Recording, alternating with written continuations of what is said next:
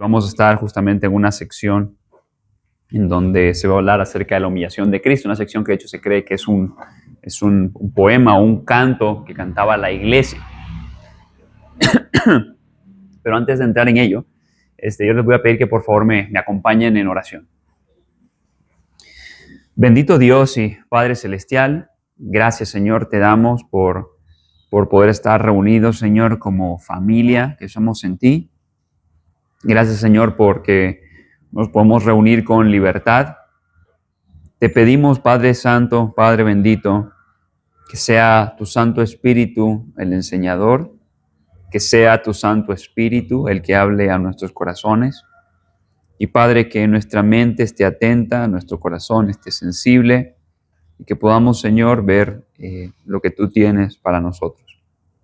Gracias por la vida de mis hermanos, Señor. Ayúdame a compartir tu palabra y te lo pedimos en el nombre de Cristo Jesús. Amén. Amén. Entonces, mis hermanos, les voy a pedir que por favor se vayan a Filipenses, capítulo 2. Perdón. Filipenses, capítulo 2. Vamos a ver la sección verso 1 al 11. Y bueno, vamos a hacer una lectura juntos. Vamos a hacer una lectura juntos, una lectura antifonal. Yo empiezo con el primer versículo, ustedes van con el 2. Luego otra vez 3, 4, y en el 11 nos juntamos todos, ¿va? Dice, por tanto, si hay alguna consolación en Cristo, si algún consuelo de amor, si alguna comunión del Espíritu, si algún afecto entrañable, si alguna misericordia. Sintiendo lo mismo, teniendo el mismo amor, unánimes, sintiendo una misma cosa. Nada hagáis por contienda o por vanagloria, antes bien con humildad, estimando cada uno a los demás como superiores a él mismo. No mirando cada uno por su superior, sino cada cual también por lo de nosotros. Haya pues en vosotros este sentir que hubo también en Cristo Jesús. El cual, en forma de Dios, no estimó en ser igual a Dios con cosas que aferrarse, sino que se despojó a sí mismo, tomando forma de siervo, hecho semejante a los hombres. y estando en la condición de hombre, se humilló a sí mismo, haciéndose obediente hasta la muerte y muerte de cruz. Por lo cual Dios también le exaltó hasta lo sumo y le dio un nombre que es sobre todo nombre. Para que en el nombre de Jesús se doble toda rodilla de los que están en los cielos, y en la tierra, y debajo de la tierra. Juntos. Y toda lengua confiese que Jesucristo es el Señor, para gloria de Dios Padre. Amén.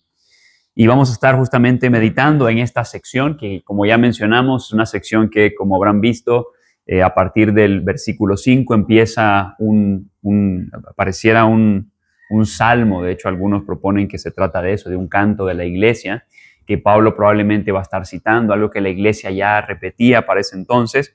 Y hay que entender de que esta sección que acabamos de leer sigue estando vinculada con lo que antes ya habíamos visto, ¿no?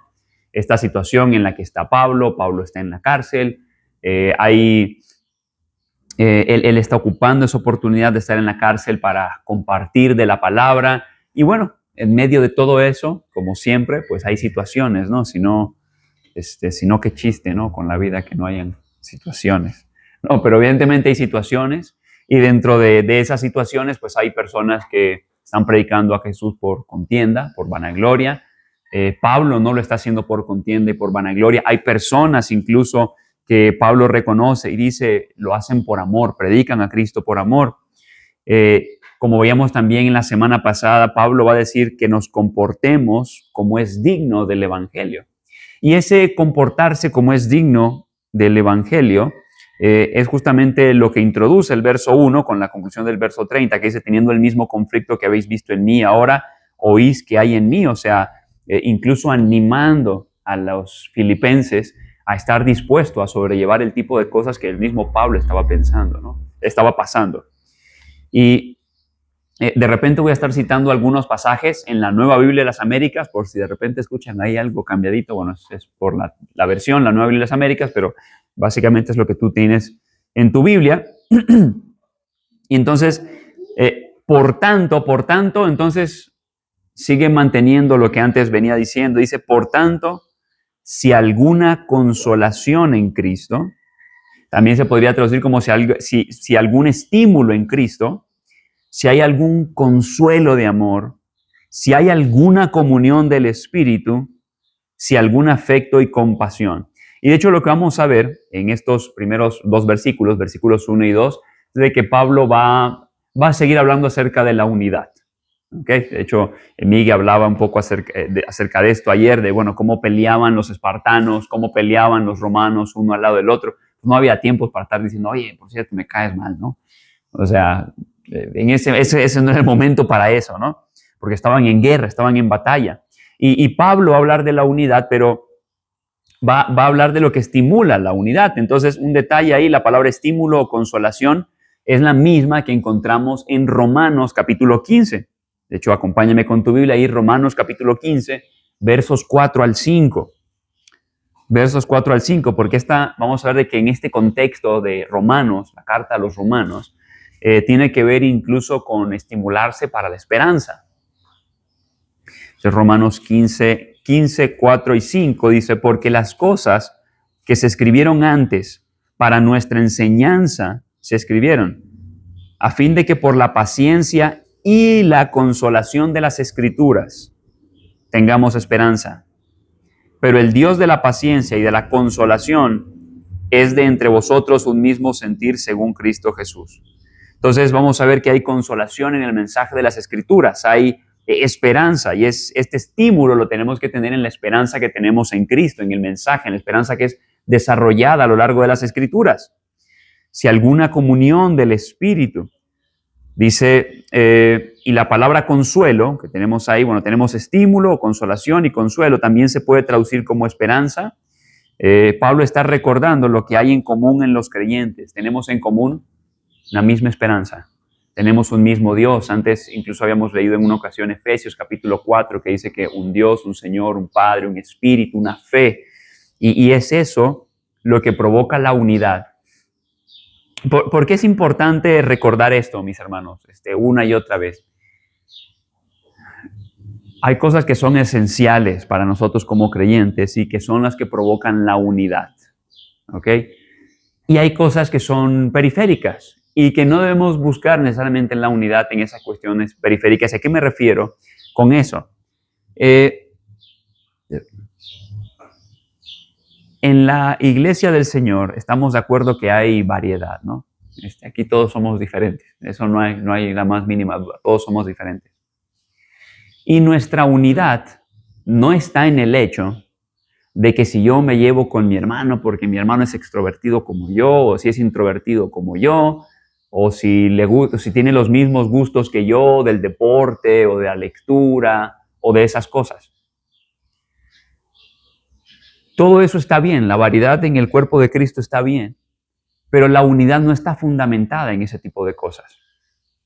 La comunión, las cosas que nosotros podemos convivir, incluso la afinidad, a lo mejor que uno puede sentir con ciertos hermanos es muy padre, es muy linda, pero por encima aún de la personalidad, por encima de los gustos y de las preferencias, lo que crea la unidad en el cuerpo de Cristo no son solamente las afinidades en sentidos de gustos.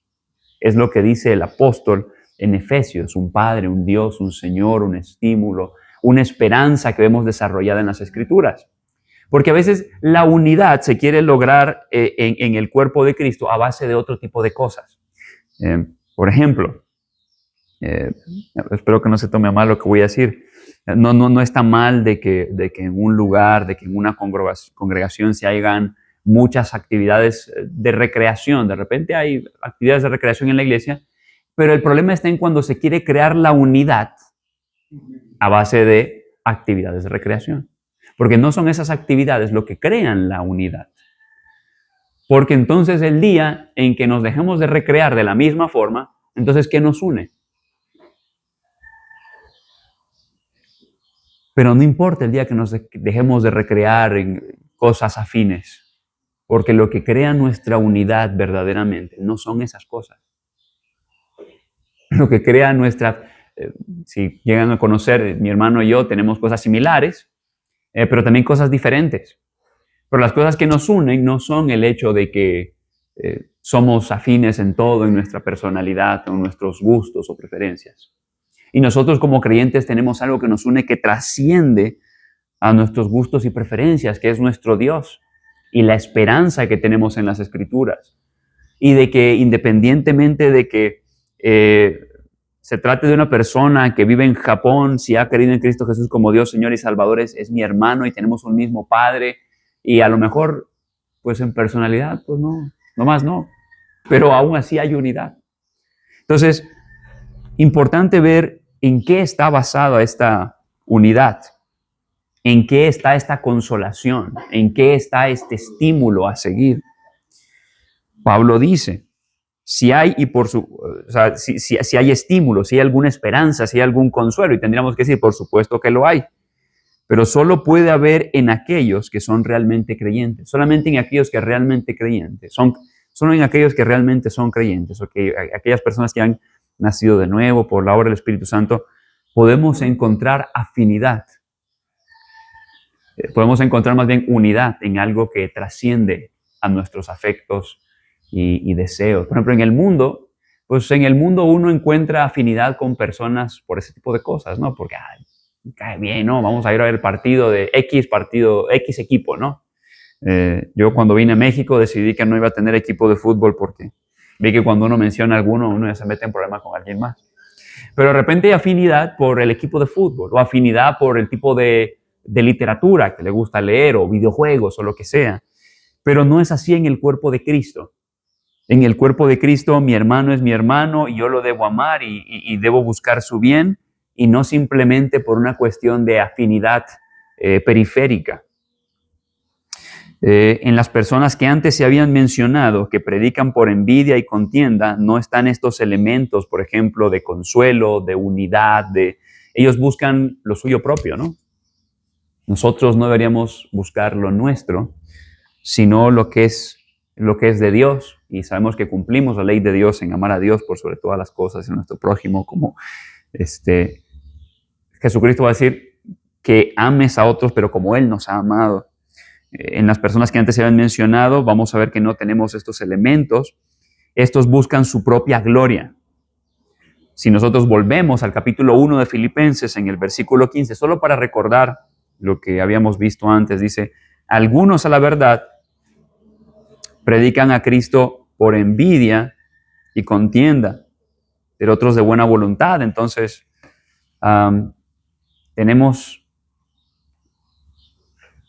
que antes se mencionan estas personas que predicaban a Cristo y decía Pablo, bueno, pues gloria a Dios que predican a Cristo. De todas maneras, Cristo sigue siendo predicado, pero estos lo hacen por lo suyo. Y más bien, al principio dice Pablo que si hay algún consuelo de amor, no de la consuelo en la gloria propia, sino en el amor que no busca lo suyo propio, alguna comunión del Espíritu, algo que nos une en el Espíritu, si algún afecto, compasión. Luego va a seguir diciendo en el versículo 2, vamos a ir al versículo 2.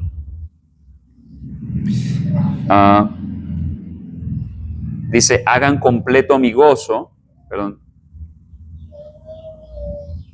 dice, completad mi gozo, sintiendo lo mismo, teniendo el mismo amor los unos por los otros, unánimes, sintiendo una misma cosa. O sea, Pablo empieza hablando en esta sección acerca de la unidad que es posible en Cristo. Y dice que sintamos una misma cosa. No dice que sintamos una misma cosa acerca del fútbol, dice que sintamos una misma cosa acerca de preferencias personales, sino de la esperanza que tenemos en Cristo, del Espíritu. Eso es lo que nos une. No deberíamos buscar unidad o consuelo en algo que no sea eso, que es lo que nos muestra las Escrituras. Estas palabras, de hecho, resuenan en Romanos capítulo 12, verso 16, que dice de la siguiente manera, unánimes entre vosotros, no altivos, sino asociándoos con los humildes. No seáis sabios en vuestra propia opinión. Entonces aquí Pablo sigue hablando de unánimes, unidos. Ya habíamos dicho, bueno, unánimes ¿en quién? Un Padre, un Espíritu, un Señor, una esperanza. Pero esos que tienen ese Padre, ese Señor, esa esperanza, ese estímulo, los caracteriza algo en Romanos 12:16. Dice, unánimes entre vosotros y dice, no altivos. Porque esos que tienen un Señor, una esperanza, al seguir al Señor, que es Cristo, ¿a quién van a imitar? A ese Señor. ¿Y qué es lo que nos une? Eso es lo que nos une. Van a imitar a ese Señor. Por eso dicen no altivos. ¿Quién no fue altivo? Cristo. Cristo no fue altivo. No como estos que predican a Cristo por vanagloria. No estos que buscan a Cristo, predican a Cristo por contienda. Dice, sino asociándoos con los humildes. Porque esta es una característica de aquellos que siguen al Señor y que están unidos en el Señor y que están unidos en un espíritu. Son humildes porque su Señor es humilde. Ahora, aclarar, estamos creciendo en eso, ¿ok? Yo creo que ninguno nos atreveríamos, ya la tengo armada, ¿no? Dios nos está trabajando, pero asociándoos con los humildes, no seáis sabios en vuestra opinión. Entonces Pablo habla de un mismo sentir, un mismo Señor, porque existen todas las razones para ser de un mismo sentir. Entonces empieza hablando de la unidad y ahora va a hablar acerca de la humildad y solicitud de aquellos que están unidos y de que tienen esta esperanza. Dice verso 3 y 4, nada hagáis por contienda o por vanagloria, donde habíamos visto esto antes. Los que predicaban a Cristo por contienda, ¿no? Los que buscaban a Cristo por... De hecho, la palabra, eso lo veíamos en el capítulo 1, eritheía, es la misma que se encuentra en Filipenses 1:16. Filipenses 1:16 dice, los unos anuncian a Cristo por contención, no sinceramente. Entonces, está haciendo alusión a eso, es en donde Pablo dice, algunos predican a Cristo por contención, luego dirá de una manera u otra, Cristo era... va a decir de que, aunque de todas maneras Cristo era predicado, dice que pues que no obstante de todas maneras o por pretexto o por verdad, Cristo es anunciado y en esto me gozo y me gozaré aún. Entonces, algo que nos debe caracterizar cuando yo predico a Cristo, y pensando en las implicaciones prácticas de esto, ¿no? Dice, predicando a Cristo por amor. Por ejemplo, cuando yo comparto el Evangelio porque tengo el sentir del Señor. O sea, que Él veía las multitudes y ¿qué? Sentía compasión. ¿Qué me mueve a predicar el Evangelio? ¿Siento yo esa compasión? Cuando busco la edificación de mi hermano, o sea, ¿en qué sentido lo hago? ¿Con qué deseo lo hago? Realmente, cuando señalo algo de mi hermano, ¿es porque realmente busco su edificación? ¿O porque digo, ya el hermano me la debía, ¿no? Así que pues ahí va, ¿no? Y vamos con todo. Y es difícil porque a veces uno hasta lo puede como tratar de justificar con un sentido de, pues, lo correcto, ¿no? Pero aún en esto se debe buscar el amor, la humildad. Dice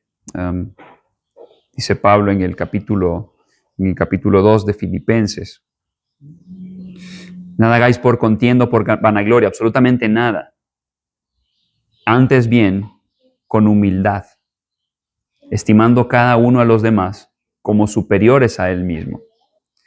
Ahora, pensemos un poquito en esto, cuando dice Pablo, pensando en los otros como superiores a uno mismo.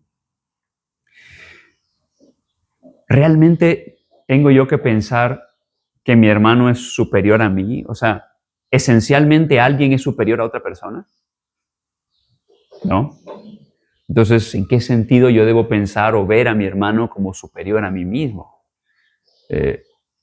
Realmente Pablo está como que llamando a que pensemos de que somos un gusanito y el resto son los que son así bien padre y que el otro, al que trato como superior, entonces él también se tiene que ver como un gusanito, pero me tiene que ver a mí como Vamos a darnos cuenta de que tiene que ver con este tema que viene hablando acerca de la humildad, aquellos que caracterizan al pueblo de Dios. Tenemos el contraste, los que buscan su propia gloria, y tenemos a los que están unidos en Cristo, van a imitar al Maestro, van a ser humildes. Vamos a irnos rápidamente a 1 de Pedro 5:5. 1 de Pedro 5:5. Dice esta palabra, o una de estas palabras que nosotros tenemos aquí por contienda o egoísmo, la encontramos también en 1 de Pedro 5:5, que dice: igualmente jóvenes, estad sujetos a los ancianos y a todos, sumisos unos a otros, revestidos de humildad, porque Dios resiste a los soberbios y da gracia a los humildes. Entonces sigue hablando acerca de este tema de la humildad y dice: sujetados a los ancianos, sujetados los unos a los otros. Y tiene que ver con un reconocimiento de los demás, de la dignidad de los demás, pero también incluso nos vamos a dar cuenta que tiene que ver con la búsqueda del bien de los demás. Si nos vamos a Mateo capítulo 18, versos 1 al 4, vamos a ver lo que enseñó el Señor Jesús acerca de esto. ¿Ok? Lo que caracteriza a los hijos del reino. Dice Mateo 18. En aquel tiempo los discípulos vinieron a Jesús diciendo: ¿quién es el mayor en el reino de los cielos? Y llamando Jesús a un niño, lo puso en medio de ellos. Y dijo: de cierto os digo, que si no os volvéis y os hacéis como niños, no entraréis en el reino de los cielos. ¿Y qué es hacerse como un niño? ¿No? De repente se dicen muchas cosas, ¿no? Como que no, los niños ellos no hacen maldades. Yo sé que mi hijo hace maldades. ¿Okay? Son egoístas, son egocéntricos, son berrinchudos. ¿Qué sentido? Tienen que ser como un niño, ¿no? ¿Por qué dice que si no os hacéis como niños, no entraréis en el reino de los cielos? Así que cualquiera que se humille como este niño. Entonces, ¿en qué sentido está hablando de que hay que ser como un niño? Dice: cualquiera que se humille como este niño. El verso 4 lo aclara. Entonces tiene que hablar con una condición de humillación. Pero lo interesante es de que esta palabra tenía que ver con el tipo de dignidad que incluso se tenía dentro de la sociedad. Los niños no tenían derechos. ¿Okay? De hecho, los niños se veían como una carga en la sociedad. Recordemos de que estamos en un periodo de tiempo donde, aunque hoy en día, o sea, aunque en la actualidad hayan situaciones difíciles y precarias económicamente, no se comparan con las situaciones del pasado, de la antigüedad. O sea, por esa razón mucha gente dejaba a los niños abandonados en Roma. Que dicho sea de paso, los cristianos del siglo I son los que hicieron diferencia en la sociedad, porque ellos recogían a estos niños que dejaban tirados y los educaban y los criaban.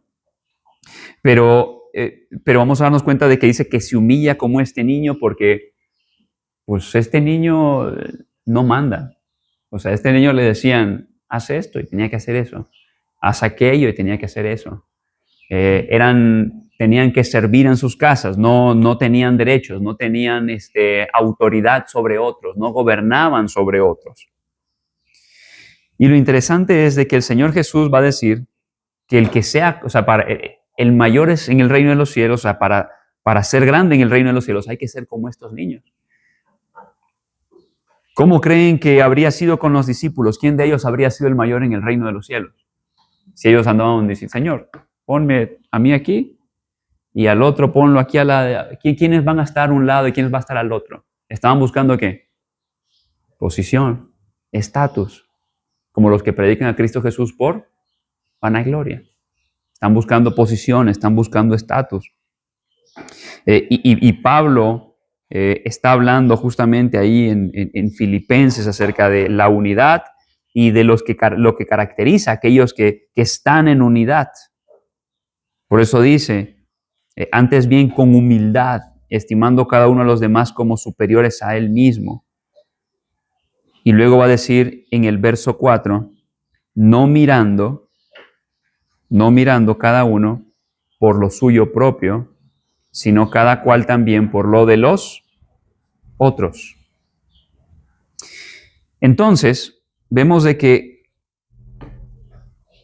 esta humillación, recuerden, el vanaglorioso busca que lo ubiquen, ¿no? Posición. Los hijos del reino deben humillarse como los niños. Estos tenían una condición social baja. Estos no, dentro de la sociedad no tenían estatus. ¿Y qué es lo que hizo el Señor Jesús con sus discípulos en la cena del Señor? Vamos a irnos a Juan 13.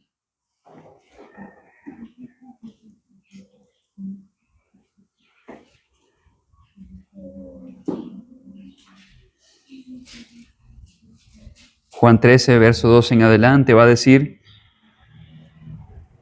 y cuando cenaban, como el diablo ya había puesto en el corazón de Judas Iscariote, hijo de Simón, que le entregase, sabiendo Jesús que el Padre le había dado todas las cosas en las manos y que había salido de Dios y a Dios iba, se levantó de la cena y se quitó su manto y tomando una toalla se la ciñó.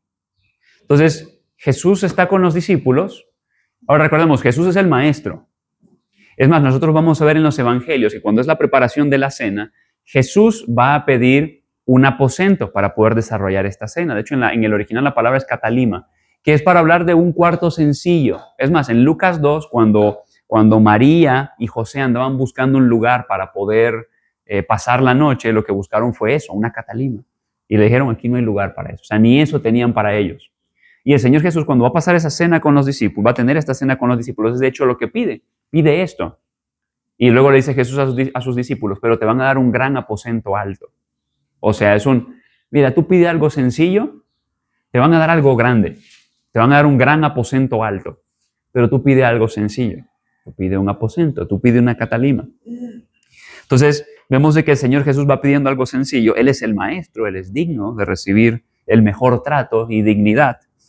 Pero cuando está con sus discípulos, resulta de que van a comer la cena y absolutamente ninguno se había levantado para limpiarle los pies al resto. Por eso dice el texto de que él se quitó su manto y tomando una toalla se la ciñó. Básicamente se puso su ropa como preparándose para el trabajo y se la puso tal cual a como los siervos o los esclavos en las casas debían atender al resto de la gente invitada.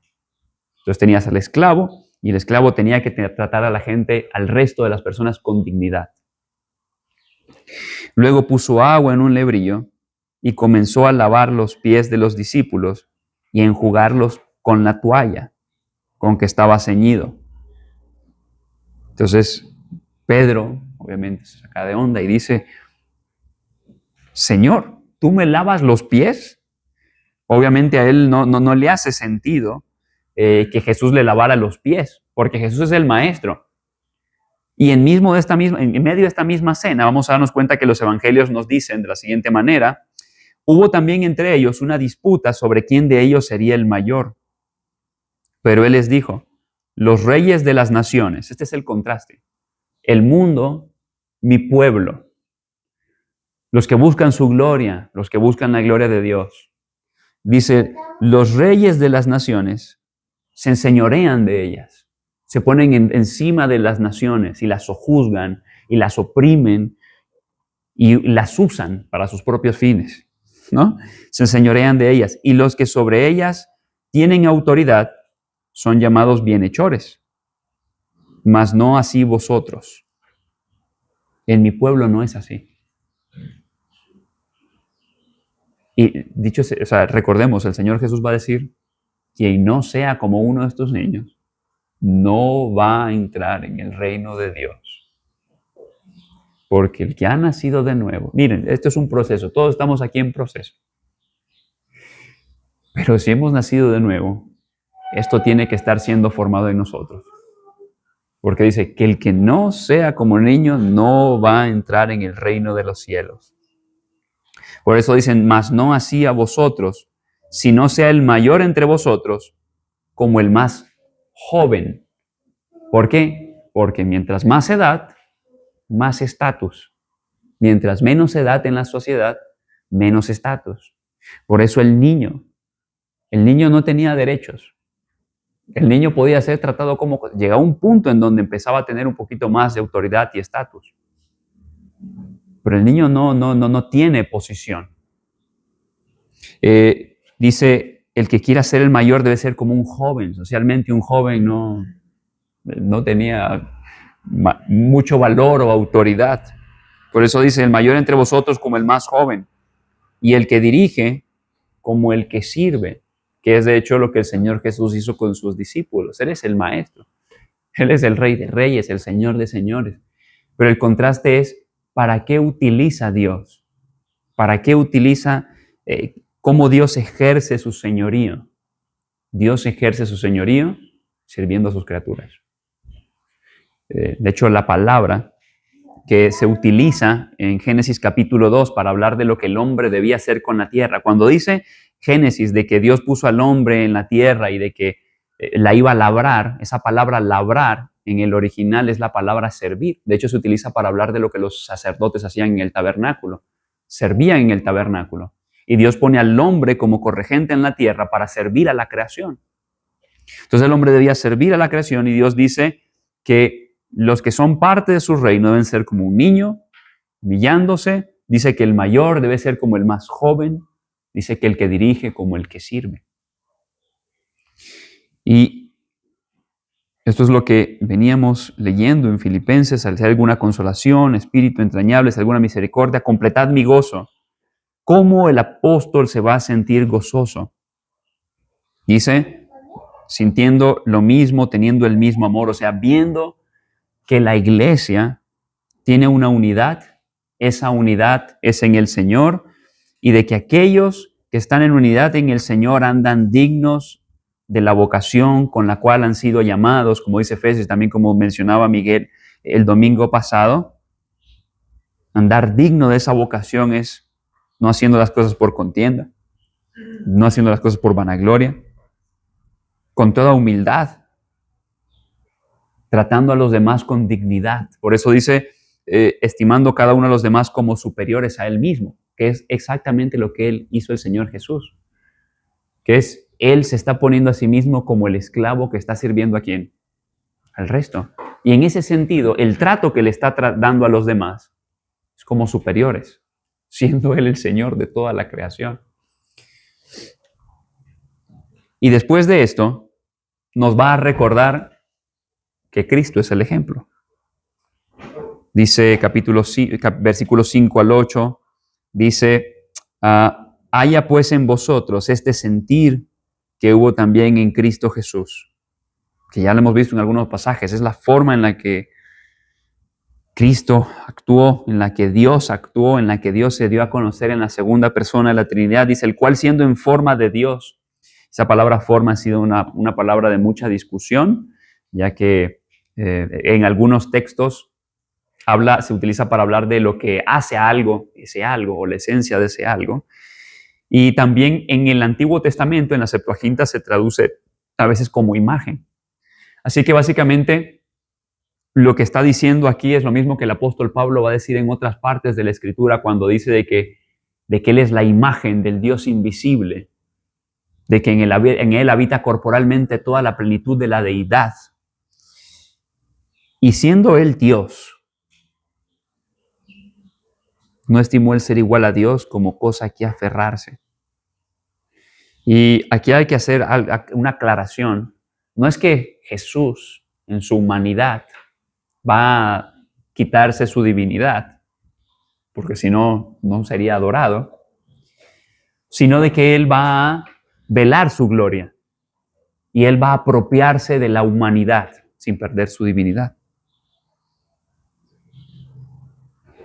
No estimó el ser iguales como cosa que aferrarse. De hecho, esa palabra como cosa que aferrarse, en realidad en el original es una palabra y es que no estimó el ser igual a Dios como botín o como tesoro. Esto es,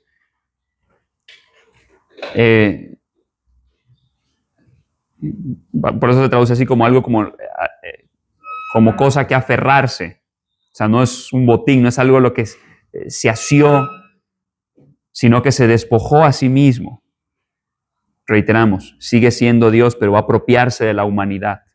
sino que se despojó a sí mismo, tomando forma de siervo, hecho semejante a los hombres.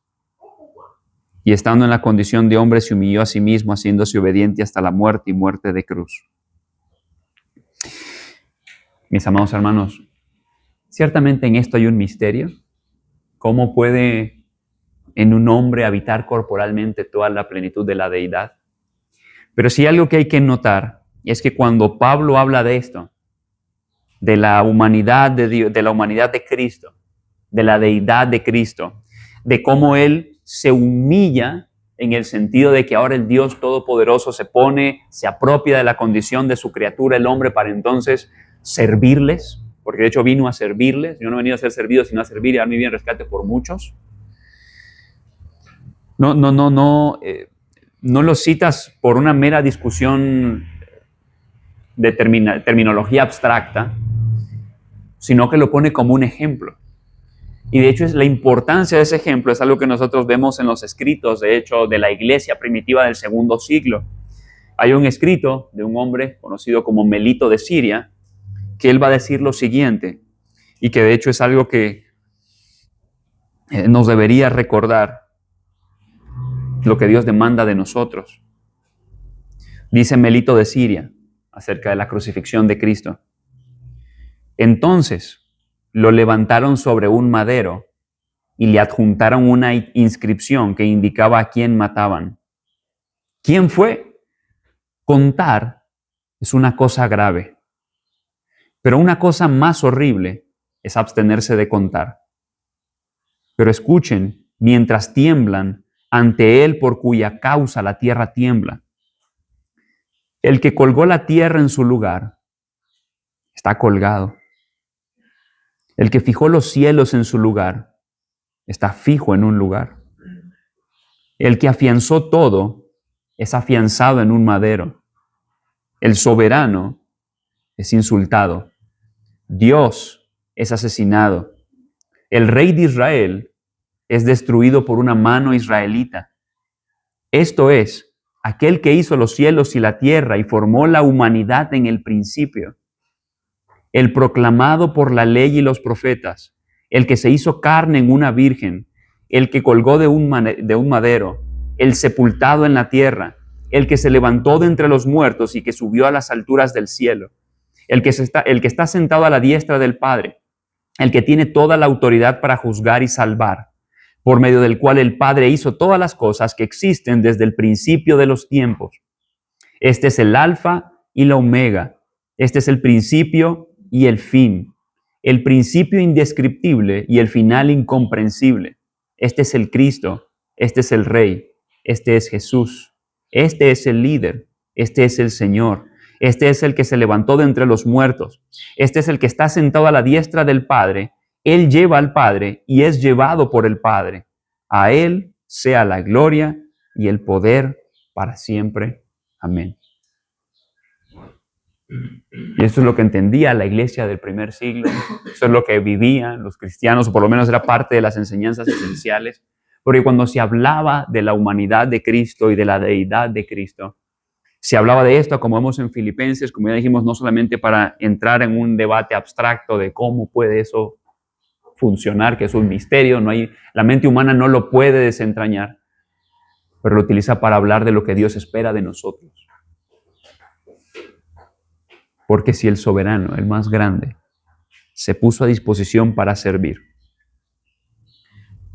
¿qué deberíamos hacer nosotros? ¿Cómo soy yo cómo es Richard, ¿no?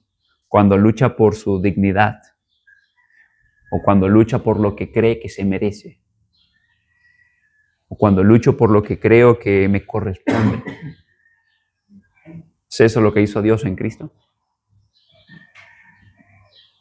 Más bien sirvió a sus criaturas, siendo de que era desesperado por sus discípulos cuando dice, ¿hasta cuándo los he de soportar? Y a estos insoportables, porque eran insoportables, Él les sirve. ¿Cómo yo imito a Cristo?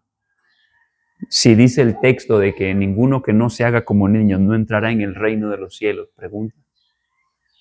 ¿Se está formando en mí el carácter de alguien que es un hijo del reino?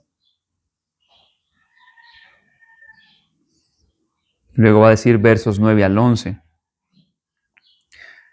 Por lo cual, Dios también le exaltó hasta lo sumo. Entonces, Dios en la segunda persona de la Trinidad, Cristo, se humilla en el sentido de que la deidad vela su gloria y entonces viene a servir a sus criaturas, a ensuciarse, a tocar lo inmundo, a tocar al hombre inmundo, a tocar al enfermo. Y a ese que se humilló, Dios, ¿qué es lo que va a hacer? Lo va a exaltar. De hecho, eso se encuentra en un poema en el Antiguo Testamento, primera de Samuel, capítulo 2, versículos 1 al 11, habla de cómo Dios exalta al humilde y humilla al soberbio. Es lo que se ve hecho en la historia de Saúl y David. Él humilla a Saúl y exalta ¿a quién? A David. Pero luego cuando David se exalta, ¿qué es lo que va a hacer Dios con David? Él también lo va a humillar. Pero Dios va a exaltar al Hijo, el Padre va a exaltar al Hijo. Le exaltó hasta lo sumo y le dio un nombre que es sobre todo nombre, para que en Él, en el nombre de Jesús, se doble toda rodilla. No va a haber una rodilla que no se doble delante de Dios. Y algunos se arrodillarán para adorarle y otros se arrodillarán para recibir el justo juicio que merecen. Y es ese Dios al que nosotros proclamamos y exaltamos, el Dios que es digno de toda la honra, de toda la gloria, de todo el poder, y que aún aquellos que le odian, aquellos que le aborrecen, van a tener que ponerse de rodillas y reconocer quién es Él. Toda rodilla de los que están en los cielos, los ángeles, los seres espirituales, todos de rodillas, exaltándole, y en la tierra y debajo de la tierra. Entonces, todos están de rodillas ante aquel que entró en la historia para humillarse. Pero yo quiero mantener mi dignidad para ser exaltado. Pero yo quiero mantener mis derechos para ser reconocido. Y toda lengua confiese que Jesucristo es el Señor, para gloria de Dios Padre. Y pensando en esto de cómo los cristianos veían en la humanidad de Cristo justamente un ejemplo de cómo debían proceder, permítame leer ahora una sección de Diogneto, la epístola a Diogneto, capítulo 5. Igual es un escrito del siglo II, finales del siglo II, que dice de la siguiente manera: los cristianos no se distinguen del resto de la humanidad ni en la localidad, ni en el habla, ni en las costumbres, porque no residen en alguna parte en ciudades suyas propias, ni usan una lengua distinta, ni practican alguna clase de vida extraordinaria, ni tampoco poseen ninguna invención descubierta por la inteligencia o estudio de hombres ingeniosos, ni son maestros de algún dogma humano, como son algunos. Pero si bien residen en ciudades de griegos y bárbaros, según ha dispuesto la suerte de cada uno, y según las costumbres nativas en cuanto a alimento, vestido y otros arreglos de la vida, pese a todo, la constitución de su propia ciudadanía que ellos nos muestran es asombrosa, paradójica, va a decir, y evidentemente desmiente lo que podría esperarse. Residen en sus propios países, pero solo como transeúntes, como extranjeros. Comparten lo que les corresponde en todas las cosas como ciudadanos. Y Miguel hablaba acerca de la ciudadanía, de lo que nos caracteriza a nosotros los ciudadanos del reino. Dice, y soportan todas las opresiones como los forasteros. Todo país extranjero les es patria, y toda patria les es extranjera. Por eso estoy en contra del nacionalismo, del mío también. Se casan como todos los demás hombres y engendran hijos, pero no se desembarazan de su descendencia. Hablando de aquellos que abandonaban a sus hijos en la calle, ellos no veían a aquellos que son imagen y semejanza de Dios como un estorbo, sino que veían la dignidad aún en estos bebés. Celebran las comidas en común, pero cada uno tiene su esposa. Se hallan en la carne y con todo no viven según la carne. Su existencia es en la tierra, pero su ciudadanía es en el cielo. Obedecen las leyes establecidas y sobrepasan las leyes en sus propias vidas. Aman a todos los hombres y son perseguidos por todos. Se les desconoce y pese a todo se les condena. Se les da muerte y aún así están revestidos de vida. Son pobres y con todo enriquecen a muchos. Se les deshonra y pese a todo son glorificados en su deshonra. Se habla mal de ellos y aún así son reivindicados. Son escarnecidos y ellos bendicen. Son insultados y ellos respetan. Al hacer lo bueno son castigados como malhechores, siendo castigados se regocijan como si con ellos se les diera vida. Los judíos hacen guerra contra ellos como extraños y los griegos los persiguen y pese a todo, los que los aborrecen no pueden dar la razón de su hostilidad. Amados hermanos, eso es vivir a Cristo. Y la pregunta es, ¿cuán cerca de eso estamos? ¿O cuán lejos de eso estamos? Vivimos para buscar lo nuestro, nuestra posesión, nuestro estatus. Hacemos las cosas por amor. Hacemos las cosas por la gloria de Dios, por amor a Dios, por amor a mis hermanos. Cuando me insultan, cuando sé que estoy siendo atacado, cuando sé que estoy siendo denigrado, bendigo. Porque para hacer eso, tengo que comportarme como un niño.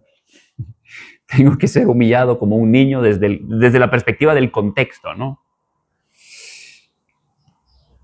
No alguien que busca su posición, sino que alguien que la cede para servir a otros, como Cristo lo hizo. Dice que el que no pueda ser como un niño, no entrará en el reino de los cielos. Y es que este es el detalle, eso es algo que nosotros no podemos hacer. Es algo que nosotros no podemos hacer por nuestros propios medios. Es algo que Dios obra en nosotros. Y por eso debemos pedirle a Dios, Dios, si yo no estoy mostrando eso, por favor ayúdame. Ayúdame a ser como un niño, ayúdame a ser como Cristo, el cual se despojó a sí mismo, tomó forma de siervo, se hizo semejante a los hombres, estuvo dispuesto a la humillación, a la muerte de cruz. Y probablemente si nosotros pedimos eso, nos van a pasar cosas, mis hermanos. Y es ahí donde vamos a tener que reflejar el carácter cristiano. Pero tenemos que empezar entre nosotros también. Estamos para servirnos, para ayudarnos y para darle honra y gloria a este mundo que esté en tinieblas, para hacer una paradoja, para hacer un desconcierto, para que el mundo no nos vea a nosotros, sino que vea a Cristo. Ayúdanos, acompáñenme en oración. Bendito Dios y Padre Celestial, gracias Dios te damos por tu palabra. Padre bendito, te pedimos que nos ayudes porque sabemos que nosotros no podemos. Ayúdanos Dios a vivir esto. Ayúdanos Dios a vivir despojados de nosotros mismos. A vivir, Señor, no pensando en nuestra dignidad, en nuestros logros, nuestra posición, sino entendiendo que el mayor en el reino es aquel que sirve. Que el mayor en el reino es aquel que busca tu gloria.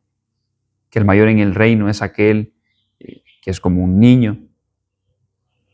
Que es aquel que refleja a Cristo. Y Padre, entendemos que nuestra unidad es en Cristo, nuestra unidad es en un Señor, en un Espíritu que provoca en nosotros, Señor, y que nos capacita para darte gloria en este mundo, Señor, por medio de vivir el carácter de los hijos del reino. Ayúdanos, Dios, a honrarte, y todo esto te lo pedimos en el nombre de Cristo Jesús. Amén.